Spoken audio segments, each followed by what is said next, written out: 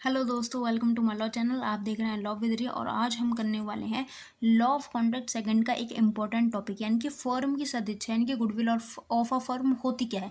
देखो, फर्म क्या है, कैसे बनता है, कैसे खत्म होता है, इसका पंजीकरण यानी कि इसका रजिस्ट्रेशन कैसे होता है, वो सब हम लास्ट वीडियो में कर चुके हैं कंप्लीट। ठीक है, आई बटन में आपको लिंक मिल जाएगी। अब समझो कि गुडविल ऑफ अ फर्म होती क्या है, यानी कि किसी फर्म की जो सदिच्छा होती है वो क्या होती है।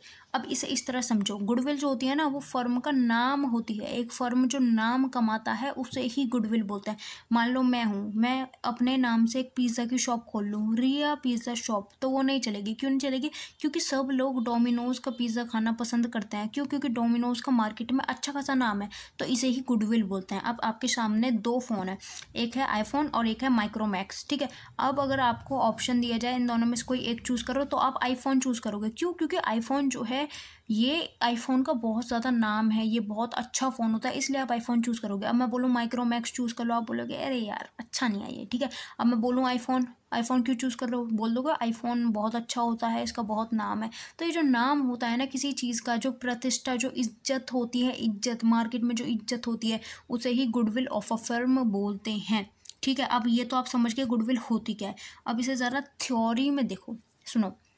इसे प्रतिष्ठा यानी कि इज्जत भी बोलते हैं। फर्म की सदिच्छा साख प्रतिष्ठा से तात्पर्य ऐसे नाम से है जैसे कारोबार यानी कि बिजनेस के संचालन में प्राप्त किया जाता है। यानी कि बिजनेस करते टाइम आप जो नाम कमा रहे हो ना, उसे ही सदिच्छा बोलते हैं। ठीक है, किसी फर्म के विघटन पर उसके गुडविल को बेच दिया जाता है, क्योंकि ये एक अमूर्त संपत्ति यानी कि एसेट होती है। जो नाम होता है, ये नाम भी मार्केट में बिकता है।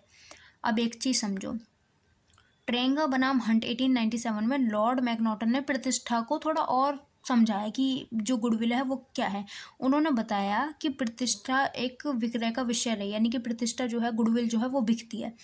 अब ये एक ऐसी संभावना के सिवाय कि पुराने ग्राहक पुराने स्थान पर जाते रहेंगे, इससे अधिक कुछ भी नहीं है। देखो, इस लाइन का मतलब यह है, जैसे आपने सुना होगा मथुरा के फेमस पेड़े या फिर मथुरा की प्रतिष्ठित दुकान, पुरानी दुकान। तो जो पुरानी जान पहचान होती है या फिर जो अच्छी दुकान होती है, वहाँ पे लोग आते जाते रहते हैं। तो इसे ही उन्होंने बताया कि ये एक ऐसी संभावना के सिवाय कुछ नहीं है कि जो पुराने ग्राहक हैं वो पुराने स्थान पर जाते रहेंगे।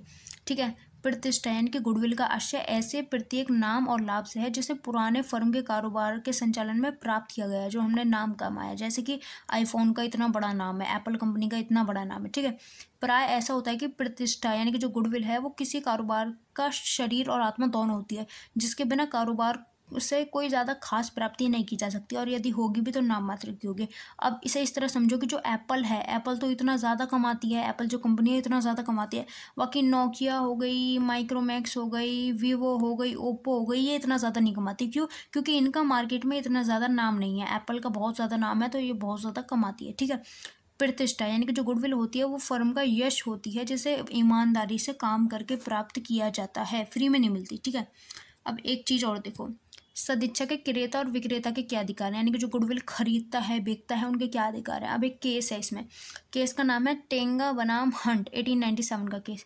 इसमें क्या हुआ, सदिच्छा के खरीदार और बेचने वाले व्यक्ति के कर्तव्य और अधिकार पर प्रकाश डाला गया है इस केस के द्वारा। ठीक है, इस वाद में ट्रेंगा यानी कि जो टेंगा है ना, टेंगा ये वर्निश निर्माता के रूप में व्यापार यानी कि बिजनेस करता था। अब इसने क्या करा, 1876 में हंट को पार्टनर बना लिया, लेकिन पार्टनर बनाने के लिए इसने एक शर्त रखी। इसने शर्त रखी कि जो गुडविल है, जो कंपनी की गुडविल है, वो इसकी यानी कि टेंगा की अकेले की संपत्ति रहेगी। यानी कि टेंगा ने कहा कि मैं तुम्हें पार्टनर बनाता हूँ, लेकिन ये मेरी अकेले की संपत्ति रहेगी, इसे तुमने लोगे गुडविल को। ठीक है, अब क्या हुआ, 1876 में उसने हंट को पार्टनर बनाया, 1878 में वो मर गया, और उसके मरने के बाद उसकी जो वाइफ थी मिसेस ट्रेंगा, वो ग्रुप में मतलब बिजनेस में आ गई। ठीक है, अब जब वो बिजनेस में आई तो श्रीमती ट्रेंगा ने भी हंट से यही एग्रीमेंट करा कि जो फर्म की गुडविल है वो ट्रेंगा की अकेले की संपत्ति रहेगी।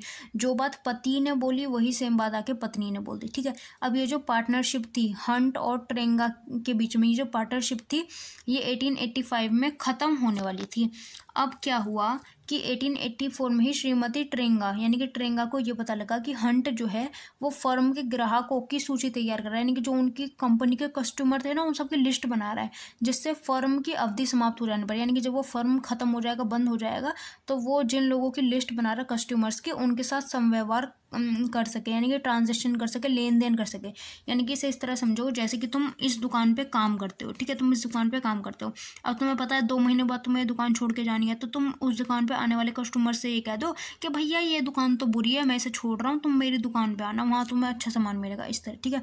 अब यहाँ पे क्या हुआ कि श्रीमती ट्रेंगा ने केस कर दिया, तो न्यायालय ने निषेध आज्ञा जारी कर हंट महोदय को रोक दिया कि ऐसी लिस्ट मत बनाओ, ये गलत है। तो यहाँ पे हाउस ऑफ लॉर्ड्स ने निर्णय दिया कि जब विक्रेता अपना नया कारोबार करे तो वो उस फर्म के नाम का यूज़ ना करे जिससे कि उसने बेच दिया है, यानी कि जिस फर्म को बेच दिया उसका नाम यूज मत करो, या दुनिया के सामने ये मत दिखाओ कि तुम पुराने फर्म के कारोबार को संचालित कर रहे हो जबकि तुमने वो छोड़ दिया। यानी कि यहाँ पर ट्रेंगा वाला जो बिजनेस था वनेश का, उसे तो इसने छोड़ दिया, लेकिन दुनिया के सामने कहने लगा मैं तो अभी भी वहाँ काम करता हूँ, इस तरह, ठीक है। और पुराने फर्म के ग्राहकों में अपने कारोबार का प्रचार नहीं करना। तुम एप्पल में मान लो एप्पल कंपनी में काम करते थे, तुम वहाँ के ग्राहकों से कहने लगो मैं विवो का काम शुरू कर रहा हूँ, मेरे विवो पे आओ, तो ये तुम नहीं कर सकते। अपना कारोबार करो लेकिन ऐसे किसी को अपनी तरफ जबरदस्ती खींचो मत ऐसे प्रचार करते फिरो। अब धारा 55 सब क्लॉज 2 के अनुसार फर्म के विघटन, यानी कि जब फर्म खत्म हो जाए तो उसके खत्म होने के बाद कभी भी गुडविल, यानी कि जो उसकी सदिच्छा है, उसे बेच दिया जाए तो कोई भी साझेदार क्रेता यानी कि खरीदने वाले की होड़ में कारोबार यानी कि बिजनेस कर सकता है, ठीक है। और ऐसे बिजनेस का एडवर्टाइजमेंट भी कर सकता है, प्रमोशन भी कर सकता है, लेकिन कुछ चीज़ ध्यान रखनी है। पहला तो फर्म के नाम का यूज़ नहीं करना, और ना ही पुराने फर्म और ना ही ये दिखाना है दुनिया को कि मैं तो अभी भी पुराने फर्म में काम करता हूँ, ना ही उसका नाम यूज़ करना है। और पुराने ग्राहकों से कोई याचना नहीं करनी है कि हमारे यहाँ से सामान ले लो भैया प्लीज़ प्लीज़, ऐसा कुछ नहीं करना है, ठीक है। अब धारा 55 सब क्लॉज 3 के अनुसार कोई भी साझेदारी फर्म की गुडविल के बिकने के बाद क्रेता से ये एग्रीमेंट कर सकता है कि वो फर्म के कारोबार जैसा कोई भी कारोबार नहीं करेगा। मान लो कि आपकी एप्पल की कंपनी है, आपने अपनी एप्पल की कंपनी का गुडविल यानी कि उस कंपनी का नाम बेच दिया, लेकिन आप सामने वाले पर्सन से ये एग्रीमेंट कर सकते हो कि भैया हमारे जैसा कारोबार नहीं करना। So thanks for watching. समझ में आया तो कमेंट करें। जय हिंद जय भारत।